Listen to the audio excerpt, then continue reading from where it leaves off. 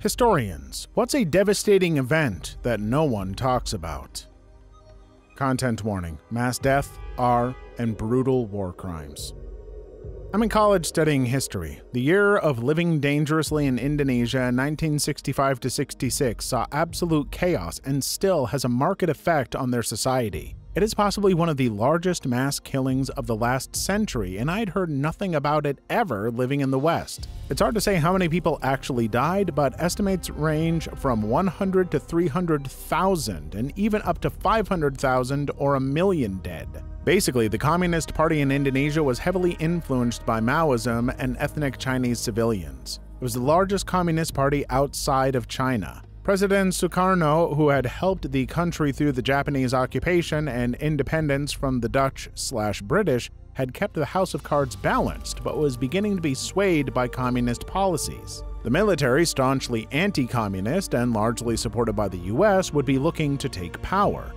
One night, 6 high-ranking members of the military were abducted and killed.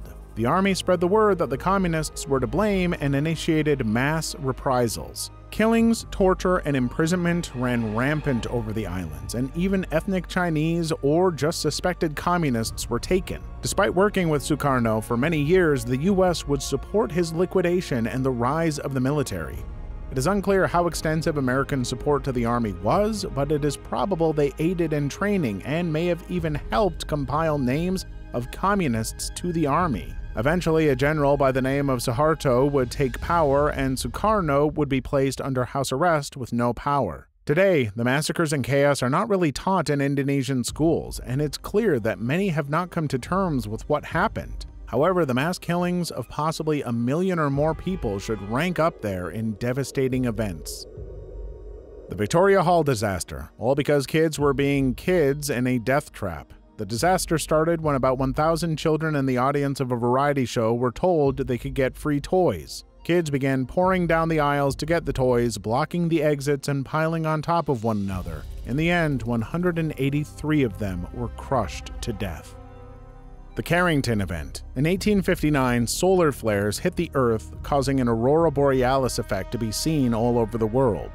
It lasted for several days, during which time it was reportedly bright enough to read by at midnight. Telegraph operators reported receiving shocks and burns from the devices, and in some cases removed the batteries powering the telegraphs, as signals were being disrupted by the geomagnetic storm. After removing the batteries, the telegraphs still operated in some cases better than they had when powered.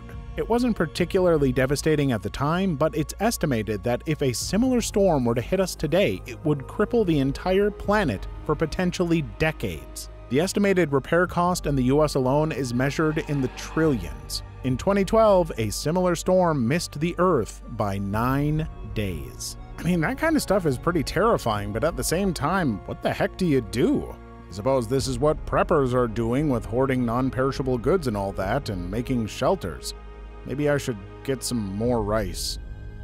The Adajan massacre of 2005 in Uzbekistan. It is the largest mass shooting in Asia since Tiananmen Square, with over 1,000 killed and even more wounded. The Uzbek government forcefully silenced reform protests by firing into the crowd, and then kicked out 90% of Westerners in the country when the US government and UN tried to investigate. Terrible loss of life that rarely gets remembered because the Uzbek government tried so hard to cover it up.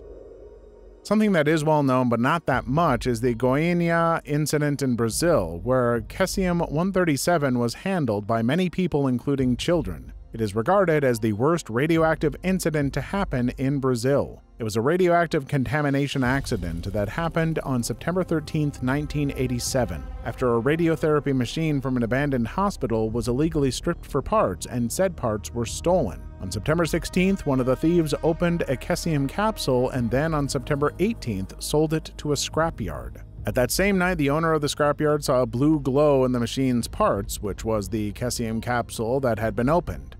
Thinking it might be valuable, he brought it to his home. Over the next 3 days, he invited friends and family to see the strange glowing substance. On September 21st, one of his friends succeeded in freeing several rice-sized grains of the glowing material from the opened capsule. Then he started sharing some of them with friends and family. On September 25th, the capsule was again sold to another scrapyard, although one day before the sale, most dust was removed from the capsule by the scrapyard owner's brother. The brother then took the dust home and spread it on the concrete floor where later his daughter would play in, and with the dust, she also ate while sitting on the floor, and dust particles fell on her food, contaminating it. One of the family members of the owner of the first scrapyard noticed that many people around her fell ill. And on September 28th, she reclaimed the capsule from the second scrapyard and brought it to a hospital. In the morning of September 29th, it was confirmed that the material was radioactive, and the doctors persuaded authorities to take immediate action on the matter. The city, state, and national governments were all aware of the incident by the end of the day. News of the radiation incident was broadcast on local, national, and international media. Within days, nearly 130,000 people went to local hospitals concerned that they might have been exposed. Of those, only 250 were indeed contaminated, some with radioactive residue still on their skin. 4 of those people died, including a 6-year-old girl, the one that ate food that had been contaminated by dust particles. I'd never heard of that before, but that is tragic to hear about. To think, if that stuff had been properly disposed of, that could have been avoided. The Johnstown Flood of 1889, the deadliest civil engineering disaster on U.S. soil. It killed 2,209 people. After a dam collapsed, it swept up rail cars, passengers, trees, an entire town of 10,000, then swirled it around and ejected the debris downriver into a bridge where it all caught fire. Destruction beyond belief, and also that some rich steel magnates up the mountain didn't maintain the dam they used to keep their fishing reservoir. During World War II, the Japanese had invaded the Alaskan island of Attu. On the island was the village of Attu, where the Aleutian tribe had lived for centuries.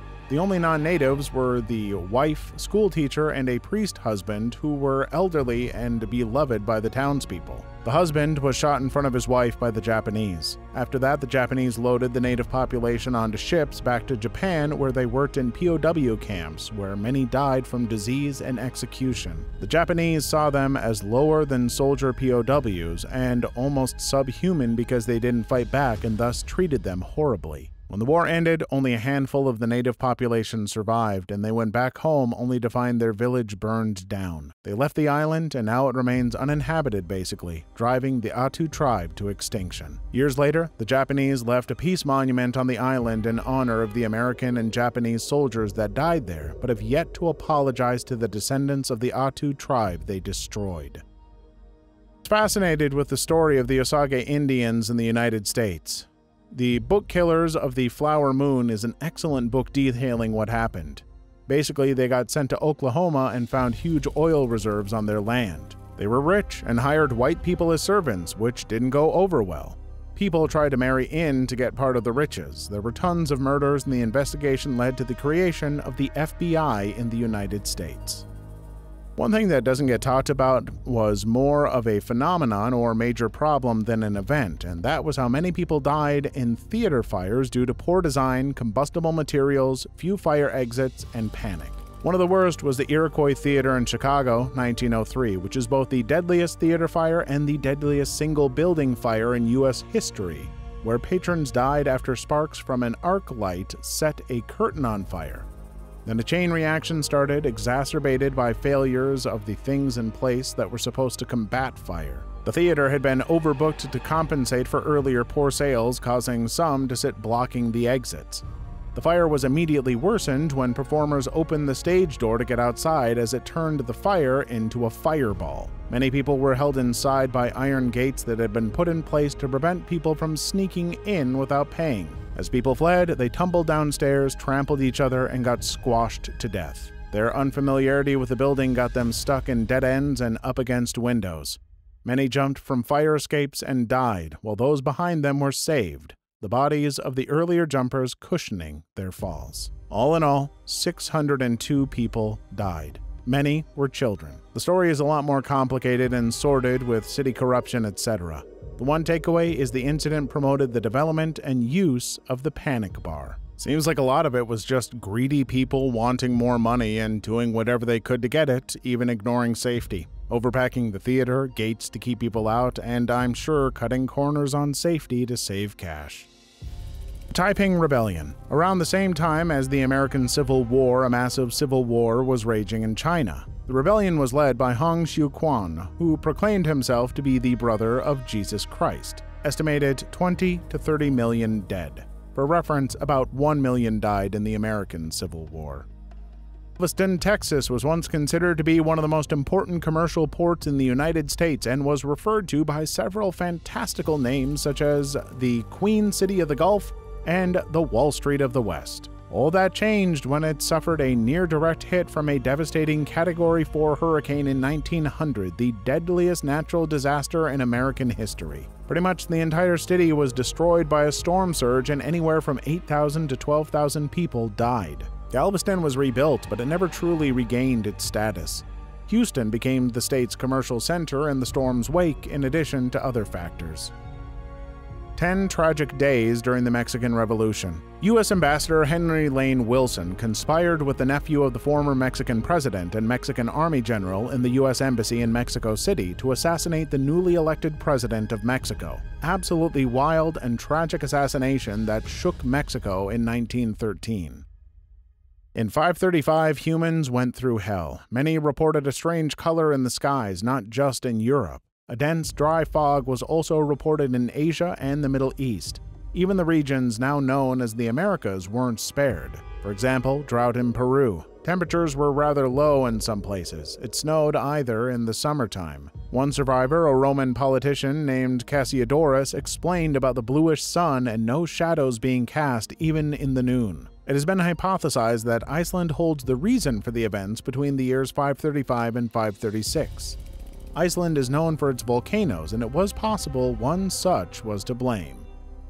We talk a lot about Columbine and Sandy Hook, but few people nowadays remember the 1927 bombing of the school in Bath, Michigan, or the explosion of a school in New London, Texas in 1937 that, in addition to killing almost 300 people, launched the career of a cub reporter named Walter Cronkite. The Bath Massacre was mostly done with dynamite wired into the school by a disgruntled janitor who also killed his wife and some of his livestock. And the New London disaster is why natural gas, which is odorless, has an unpleasant-smelling gas added to it. Some people who went to parts of the school in the days preceding the blast complained of headaches and dizziness, but nobody could figure out why.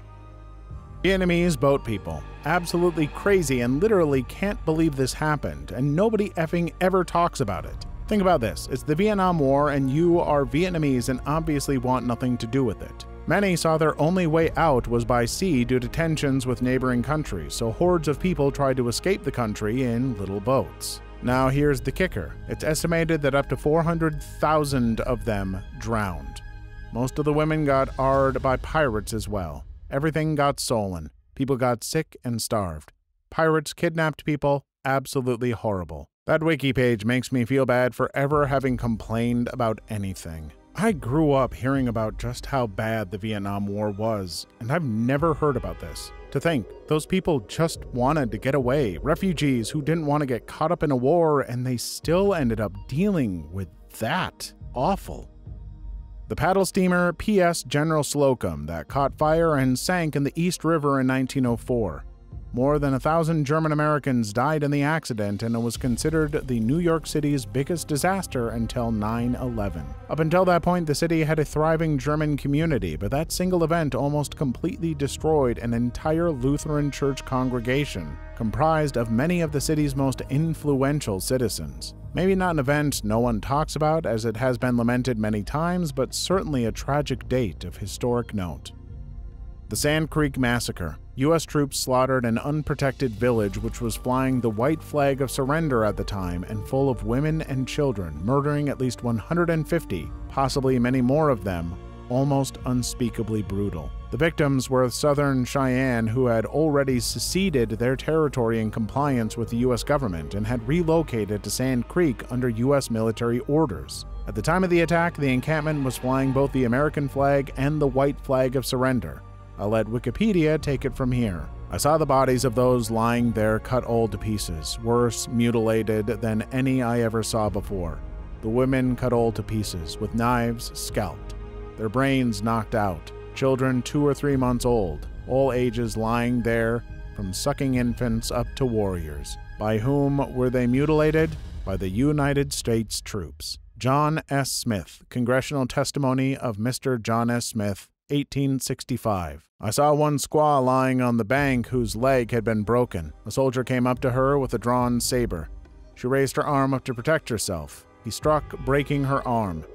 She rolled over and raised her other arm. He struck, breaking that, and then left her without killing her. I saw one squaw cut open with an unborn child laying by her side.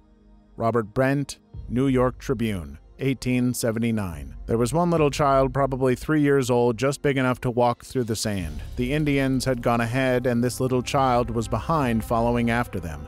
The little fellow was perfectly naked, traveling in the sand. I saw one man get off his horse at a distance of about 75 yards and draw up his rifle and fire. He missed the child. Another man came up and said, "Let me try the son of a bee. I can hit him." He got down off his horse, kneeled down, and fired at the little child, but he missed him. A third man came up and made a similar remark and fired, and the little fellow dropped. Major Anthony, New York Tribune, 1879. Fingers and ears were cut off the bodies for the jewelry they carried. The body of White Antelope, lying solitary in the creek bed, was a prime target. Besides scalping him, the soldiers cut off his nose, ears, and testicles, the last for a tobacco pouch. Stan Hoig.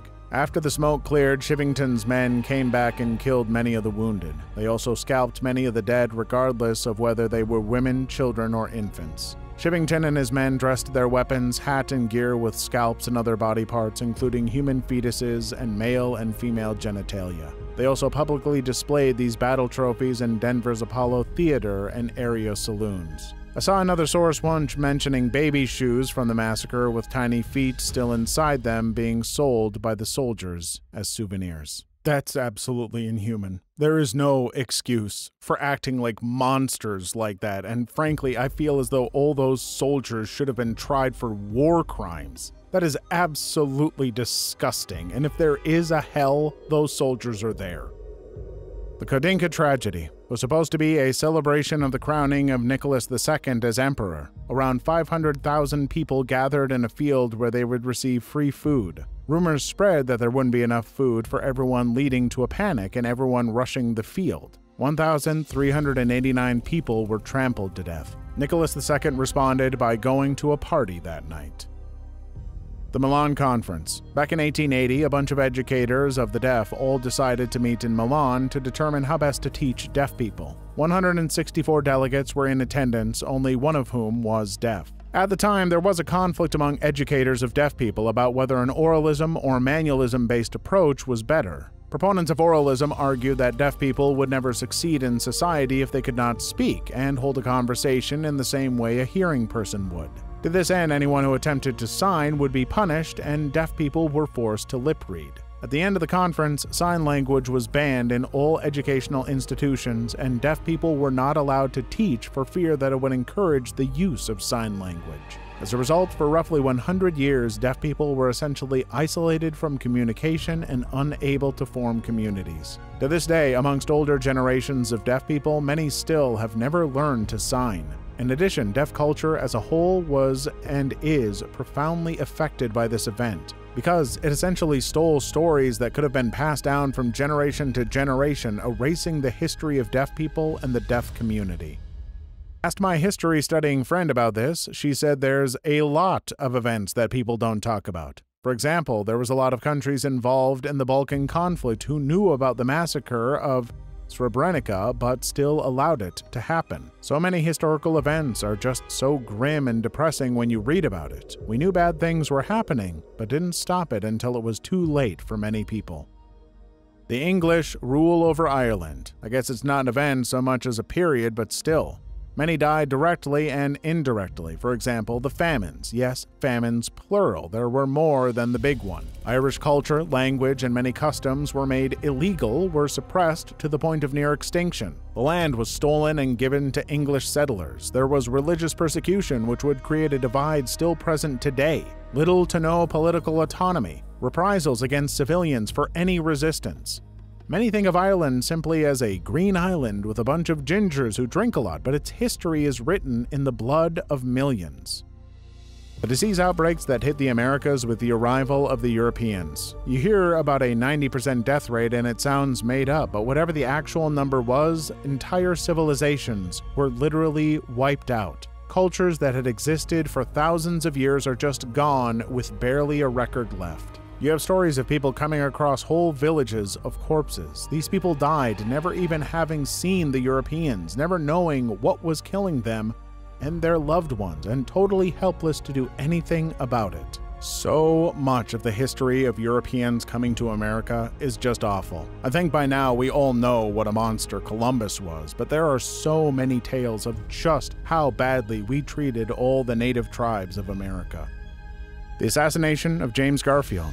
He was a known advocate for racial equality. He appointed black men into his cabinet and tried expanding public education into the South to get more African Americans in education. He tried to fight for racial equality but died 4 months into his presidency, which effed it up. Leprosy colonies of Hawaii. People who were diagnosed with leprosy were forcibly banished to Kalaupapa to live out the rest of their lives. They were dug graves, had to stand in them, while their families and friends basically had a living funeral for them, where they had the dirt thrown on them. They were then pronounced dead to the world and no longer part of the community. This continued through 1969, even after Hawaii officially became a state. The 60s Scoop. In Canada, from the late 1950s to the 1980s, the government removed Indigenous children from their homes and families and placed them up for adoption or in foster care. Most remained in Canada, but some were sent to the US or Western Europe. The majority were placed with white middle-class families. A number of them experienced abuse. This even furthered the loss of their culture. Taiping Rebellion. Hong Xiuquan claimed he was the brother of Jesus Christ and took over Nanjing. He fought the Qing dynasty, though he was defeated. It took years and years. The bloodiest civil war in history, 70 million dead estimate, gets overshadowed by the Japanese invasion and then Mao's antics. For reference, around 75 million died in World War II. My go-to answer is the burning of the great libraries of Baghdad by the Mongols in 1258. The Muslim empires were responsible for saving the texts of Rome and Greece by translating them into Arabic. They had made discoveries into math and science, and they had writings by great philosophers, and all of those writings were saved in these great libraries. When the Mongols invaded and sacked Baghdad, they burned and destroyed many great libraries.